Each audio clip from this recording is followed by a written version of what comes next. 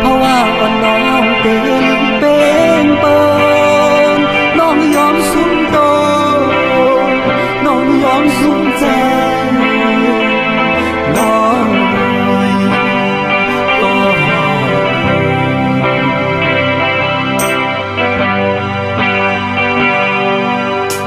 เปี่ยมมีเงินลอยเงินขันมายืมปันนางแน่นใจเมื่อหันเปิดมายิบมาโนลักคอคมซ้อมน้องในเกณฑ์เป็นหมผุยเปิ้นตาเนื้อหายใส่ซุ้มเย้าปอกเนื้อซุ้มแทงปอกซองน้องก็หา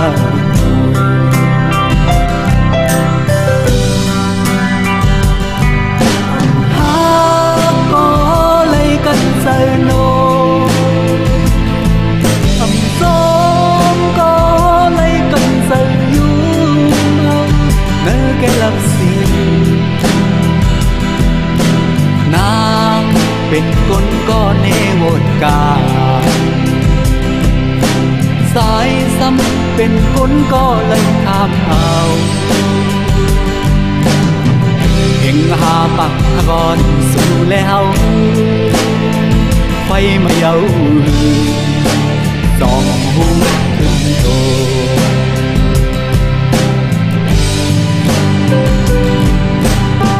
เสียลายอยู่ก็ต้องสั่งเอาคืนก็เปิงคำเย้าเลยผ่านยาน้องนี่หุ่นโตขึ้นเสวันถึงตาก่อนหักสุนัยอยู่มองเปิดทามองวันไหลซ้ำกันมองวันไหลห่างกันห่างก็ห่าง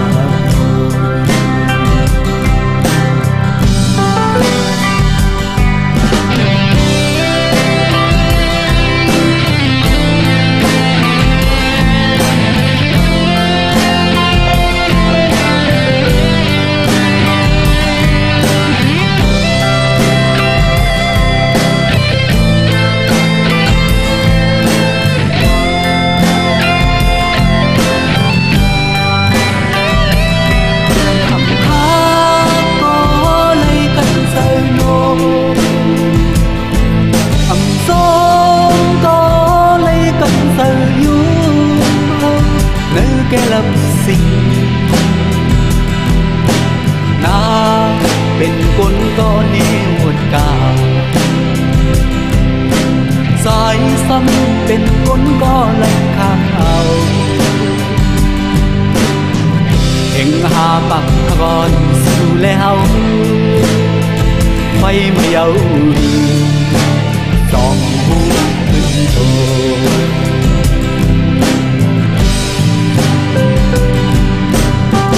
เสียลายอยู่ก็ต้องสั่งเอาคืนก็เปิงเงินคำเย้าได้ผ่านยามน้องนี่หุ่นโตขึ้นเสวันถึงตาก่อนหักสุนัยอยู่มองเปิดทามองวันไหลซ้ำกันมองวันไหลห่างกันก็ห่าง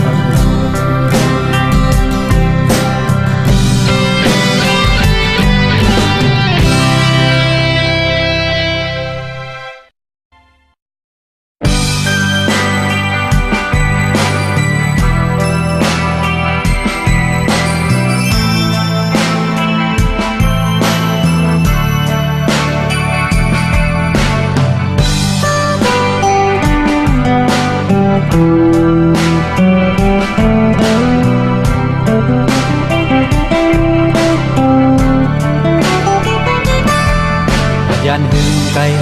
ในเลยนางเอ่ยโยเคน้องเห็นเมเปิ้นกว่ายังโยก็ตำเสืออ่อนปีอำห còn lưng lay mở xóa lấy hạt càng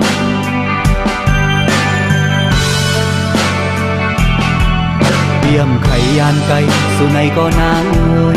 cọp ngấn khăm lẽ dõi này về hạt cây má có tắm sơ on quần son lẽ tong khưngอย่าไปลืมความมันกันพี่อยู่ไกลนักน้องมากันยืนก็พี่อำลืมความมันคืออันน้องลา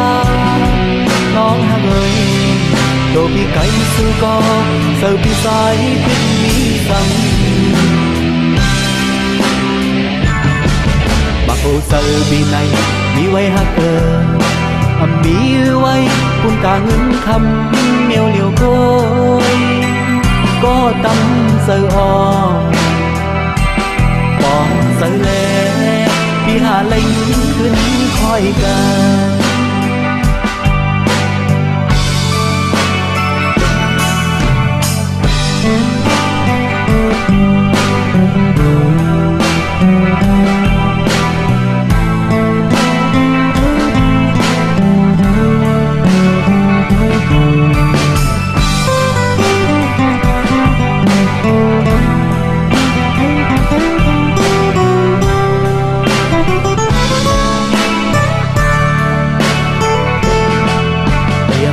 ยานไกลสู่ในก็นางเอ่ยกอบเงินคำและสายไหลแหวกผักไก่มาก็ดำเจออ่อนวนซ่อนและต้องถึงอย่าไปลืมความมันกันพี่อยู่ไกลนั่งน้องมากันก็พี่ทำลืมความมันคืออันน้องลาน้องห่างเอ่ยโดพี่ไกลซื้อก็เสิร์ฟพี่สายเป็นซ้ำมาโปเสิร์ฟปีไหนมีไว้หักมีไว้คุณตาเงินคำเหนียวเหลียวโกยก็ทำเสิร์ฟก็เสิร์ฟนาพี่หาไหลเงินขึ้นคอยกัน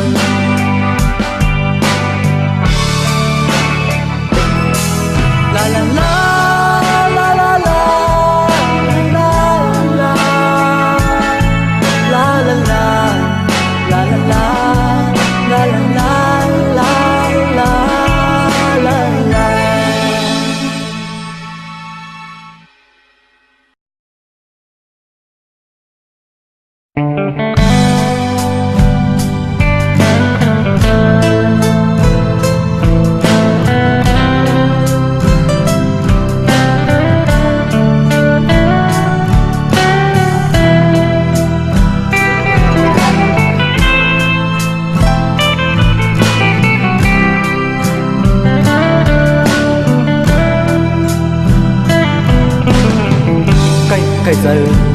cây giờ cây giờ sao nong mừng từng sao nong mừng từng đi mà qua thâu lệ su này gom lấy hát canh mình lấy non phần chừng má khao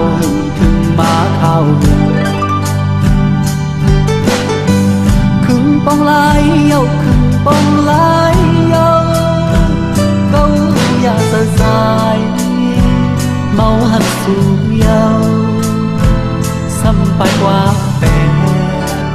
ngoài sai còn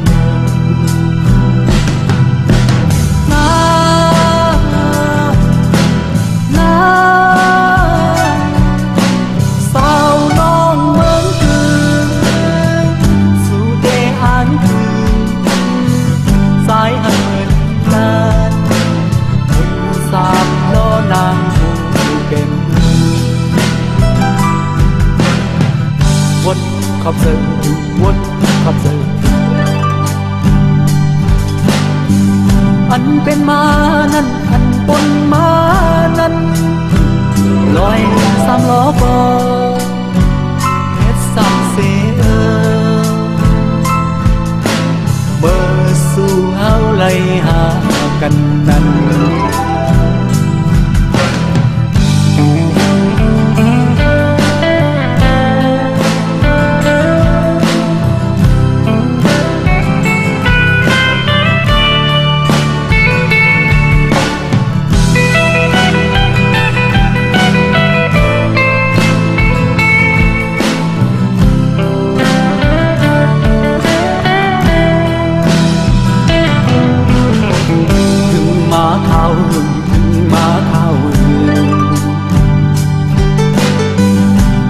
ปองลายเยาคือปองลายเยา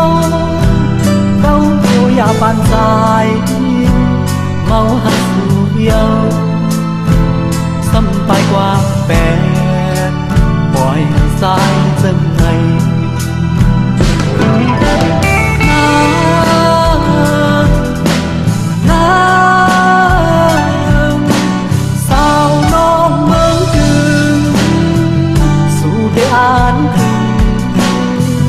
สายให้เหมือนกันคุณสามล้อนางผู้เบ่งวนขับเสยถึงวนขับเสยถึงอันเป็นมานั้นอันปนมานั้นลอยสามล้อก็เฮ็ดสักเสียเมื่อสู่เฮาไล่หากันนั้น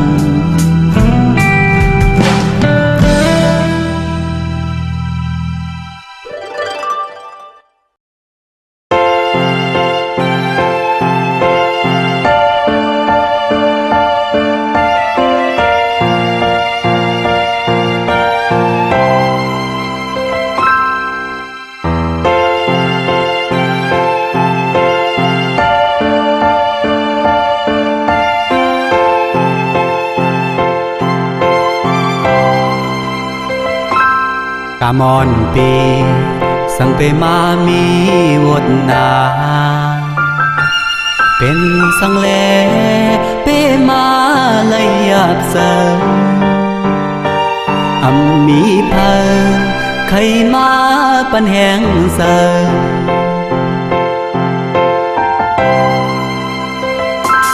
ป่านอนปีอำเลยมีเงินคำเสนันเปิดกอบในแลน้องนางอำไข่ตัวหาอำไข่ปานเห็นแห้งเสื่ออ่อนปี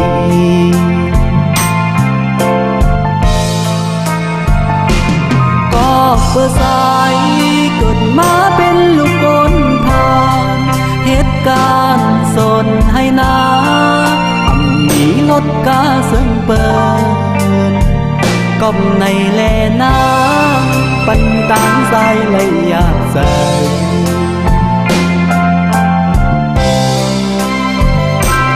ลาวอนโหบอกลานางรู้ให้ปองสายลองหักสายตีแหลงเฮอทองปานลอมหักก็ต่อหาอำยอมเพอ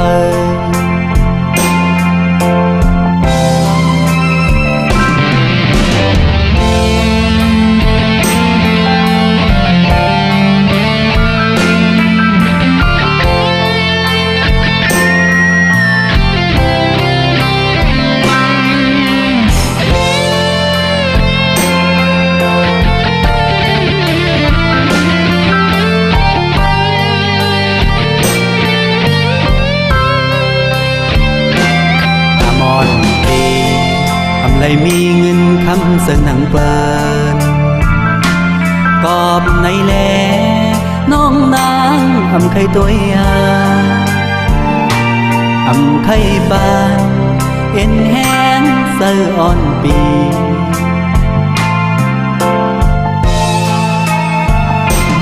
ก็ผู้สายเกิดมาเป็นลูกคนพาเห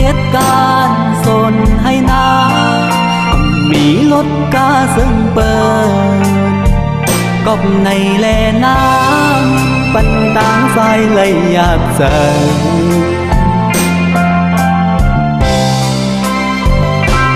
lao on hồi mong là nàng lưu hở bóng dài lòng hát dài tí lén hơ thong bàn lòng hát co to hát âm yóm thơ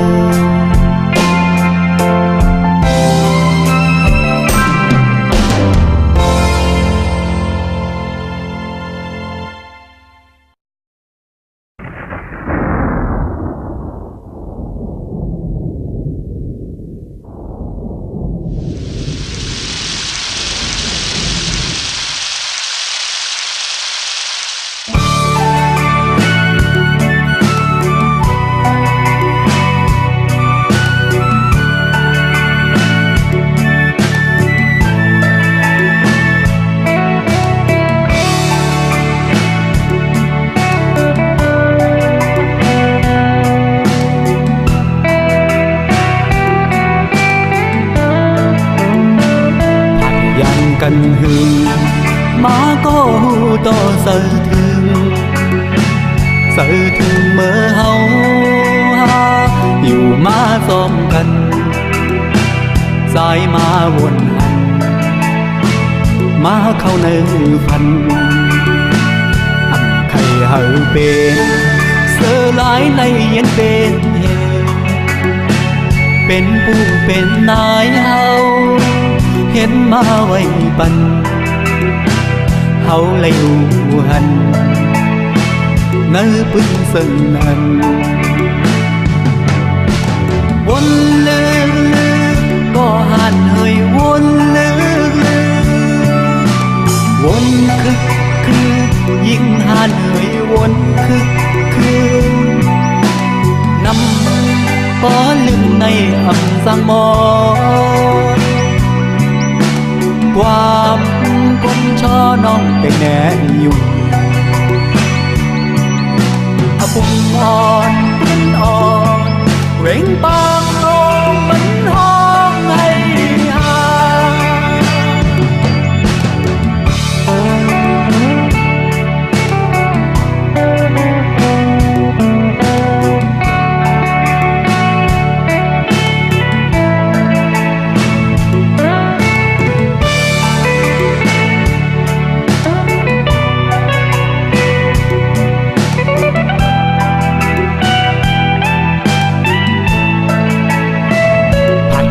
cần hương má có to sợ thương mơ hậu ha như má dòng cần sai má buồn hằn má không nơi phần ẩm khai hở bên sơ lái này yên bên pu bên nái hậu hiến ma quay bần hậu lấy hằn nơi bước sân nàn buồn lư có hàn hơi buồn lư buồn khưยิ่งhàn hơi buồn khư năm có lưng này ẩm sang mòความคนช่อน้องเป็นแน่อยู่ปุ่มอ่อนปืนอ่อนเร่งปากลงมันห้องให้หาวนลึกก็หันเฮยวนลึกวนคือยิ่งหันเฮยวนคือnăm có lưng này ẩm sang mòความคนช่อน้องไปแน่อยู่ปุ่มอ่อนปืนอ่อนเร่งปางลงมันห้องให้หาวนลึกก็หันเฮยวนลึกวน วนคือngắm bó lưng này ẩm sang mòความคนช่อน้องไปแน่อยู่บุญอ่อนขึ้นอ่อนเร่งบางลงมันห้องให้หา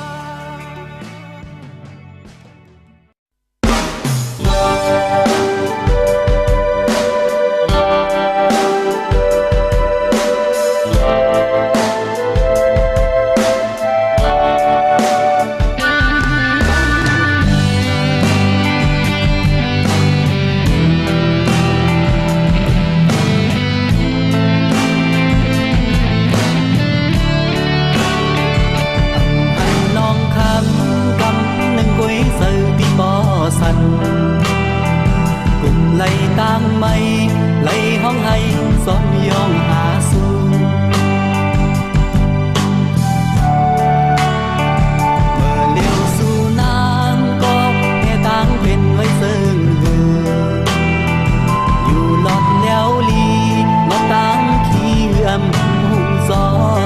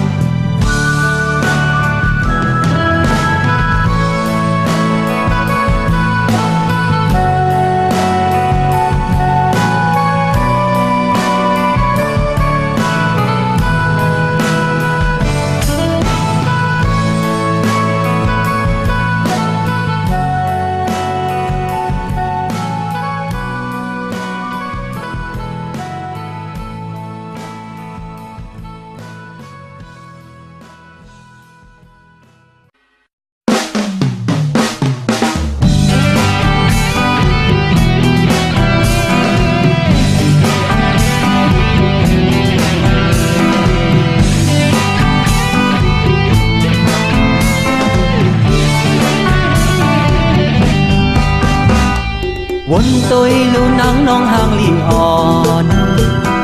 sòn đi liเพราะว่าสัตว์ปานโกนปีโกนนนอนไล่เตอใสวน lưng lưng nắng non hàng lì nùng và dùng áo quán phân miêu liều côi quân tôi lì dòng bay mưa cay hầu à sai lệ giạt pan sai nayมีนางไว้แลส่องอยู่นอนลองตั้งไม่โหเซอสายแลลองหักสายในไว้บุญตาน้องก็เลี้ยวโกยวนตัวลูนางน้องห้างดียุ่งเปยุ่งความเปิ้นหือยุ่งความดี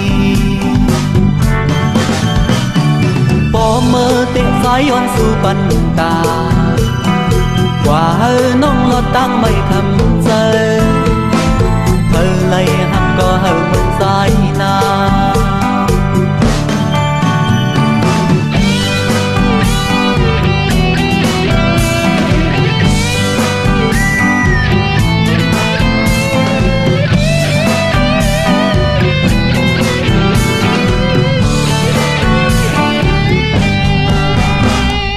วนtôi lưu nắngน้องห่างลีอ่อนสอนดีลีเพราะว่าสัตว์ป่านโกนปีโกนวนนอนเลยเตอเซอวนลึกลึกnắngน้องห่างลีหนุ่มอย่ายุ่มเอาความเปิ้นเมียวเลี้ยวโกยวนtôiลีส่องไปมือไกลสายเล่สัตว์บ้านสายในมีนางไว้เล่ส่องอยู่หลอดลองตั้งไม่หูเจอสายเล่ลองหักสายในไว้คุณตาน้องก็เลี้ยวโกยวนตัวลูนางน้องห่างลีหนุ่มเดยุ่งความเปิ้นหือยุ่งความดีปอเมื่อเตะสายย้อนสู่ปันตากว่าเฮอน้องลอดตั้งไม่คำเจอ